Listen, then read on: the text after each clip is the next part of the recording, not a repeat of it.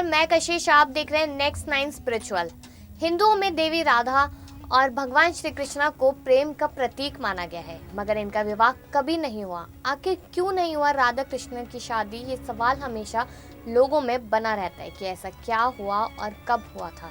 हिंदू धर्म में बहुत सारे देवी और देवताओं को पूजा जाता है। वही श्री कृष्णा और देवी राधा को भी हिंदू धर्म में विशेष स्थान प्राप्त है। ऐसा कहा जाता है कि श्री कृष्णा भगवान विष्णु का अवतार थे, वही देवी राधा लक्ष्मी जी का स्वरूप थी।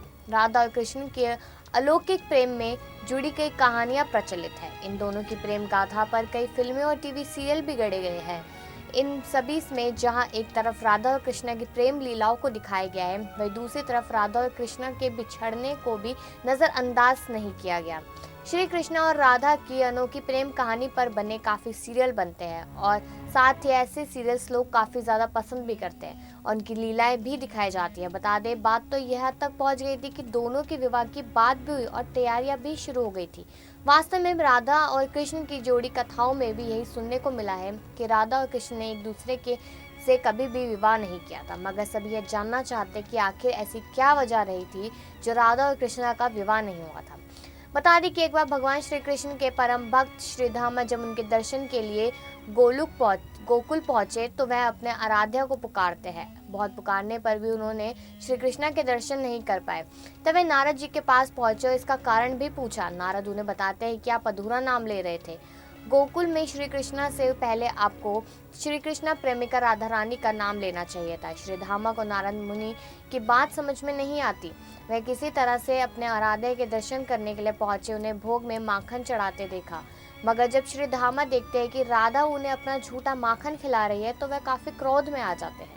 वह श्री कृष्णा से पूछते हैं कि प्रेम और भक्ति में क्या श्रेष्ठ है। तब श्री कृष्णा अपने भक्त को द्वारपाल बनाकर विश्राम करने चले जाते हैं और वही सोचते हैं कि प्रेम और भक्ति में क्या श्रेष्ठ है।